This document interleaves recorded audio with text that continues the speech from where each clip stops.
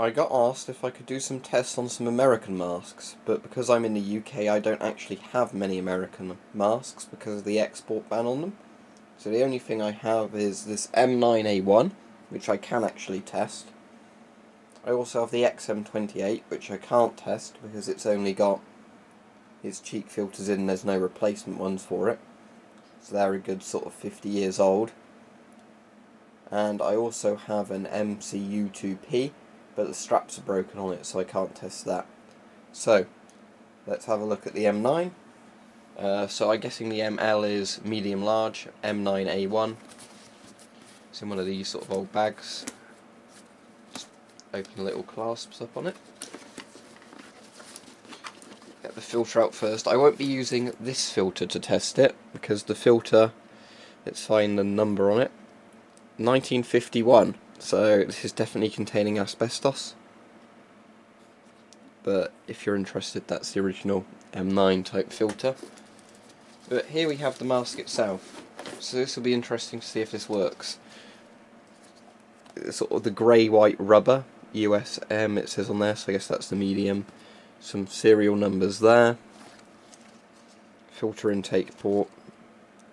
And there's a date on it there. I think that says 52 on the actual mask there. So it's quite a famous mask, the M9. The Finnish M61 is a very common clone you'll see of it. So what I'll do now is I'm going to get one of my Finnish filters, hopefully that still works, and then we can test the mask that way. So £1.50 from an army surplus that used to be near me. A Finnish filter from 1986 which is sealed. So let's hope this works. It's a bit dusty where I've obviously not used it, but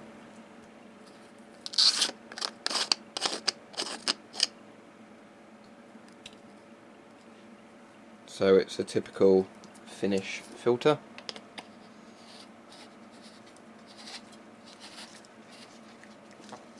And it seems to have screwed on alright, so let's test the mask and see if it works. Alright, let's put this on and test it.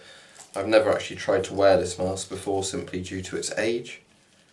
Straps are a bit weird on this. Try and work out how I'm meant to actually put my head through it.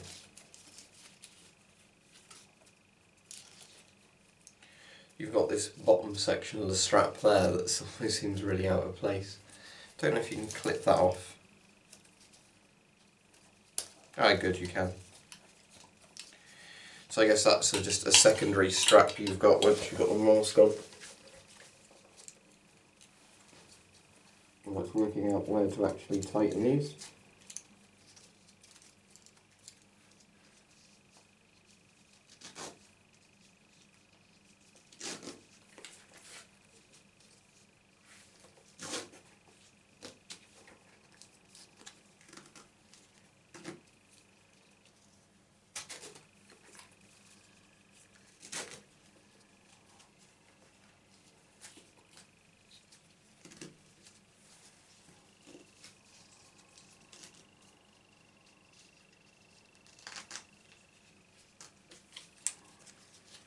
And then I guess this has to go over here to finish the deal. There we go. Alright, so you've got a weird chin strap on this mask for some reason. It's not quite airtight.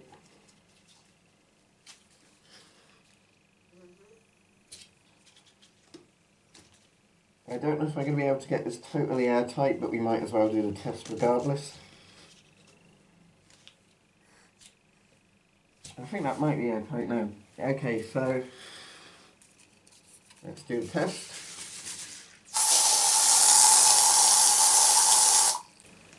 And this is a combination of, does this mask from the 1950s work and does this Finnish filter from the 80s work? Somewhere, and I don't know where it is, I've got a converter so you can convert 60mm mask to 40mm. I have no clue where that is. Right, I think I'm getting a bit of the smell there, but I have a feeling that might be coming in from under the chin. So let me just see if I can tighten that somehow.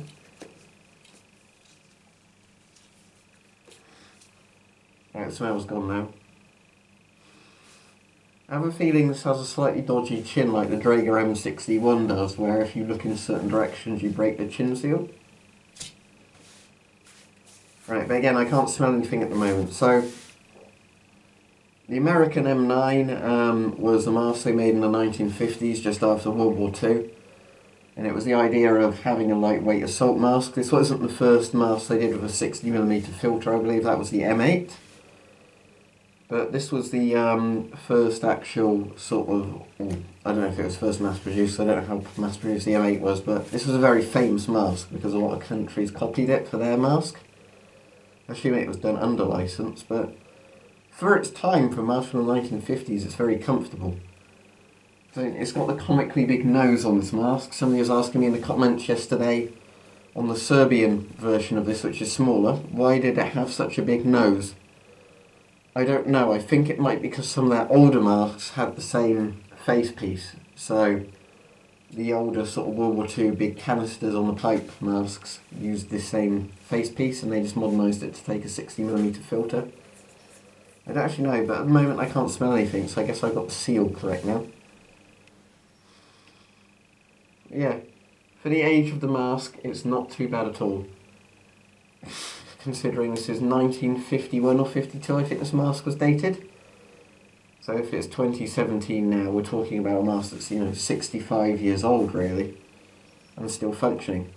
This is why, I have a big problem with those sites that say, if you've got a surplus gas mask, it has to be useless, buy a $300, $400 mask.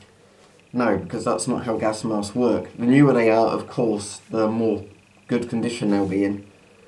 But if a mask is stored properly, the seals aren't necessarily going to degrade. And if your seals are intact, it means your mask functions fine. Now, yes, I'm sure there is a bit of truth that some old surplus masks have been taken off of the market due to being a bit dodgy. But as far as I'm aware, obviously a lot of the masks on the market isn't the case, especially things like GP5s. Like with the Finnish M9A1, they all went on the surplus market when they updated to the 40mm mask, not the 60mm one. But yeah, I've definitely figured out on this mask it's a dodgy chin section that's causing the leak. So I don't really know how I can improve that on my end. Other than maybe doing it even tighter there. I think, a bit like the M65, when you look down, it forces your chin to go at a different angle to the bottom of the mask that creates a gap. So maybe that's a bit of a design flaw. Maybe I have the wrong size mask for my face. The problem is with these older masks is they don't use the numerical system that the modern masks do. With modern NATO masks, you have 1 for large, 4 for small. With the Russians, you have a 0 or a 1 for small and a 4 for very large. So I know with my NATO size masks roughly which size I should get for them always to fit me, although it can vary slightly if the mask has a weird face shape. But yeah, overall, no, I'm very impressed. This M9, as said, is from the 1950s. I was a bit on the fence about actually testing this mask because obviously with a mask of its age, I kind of like to keep these as collectible as possible. But like I said, it will go back in its haversack, it will go back in its tin with its old filter. But yeah, no, this is kind of passed with flying colours. Apart from the chin problem, it works fine. If you get one of these, you normally get it in a metal tin that you have to open. It's got old shredded comics in it, which is quite interesting. But there you go, American M9 mask from 1952, I believe this one was. It works as long as you get one that fits your face properly and do the straps up tight enough.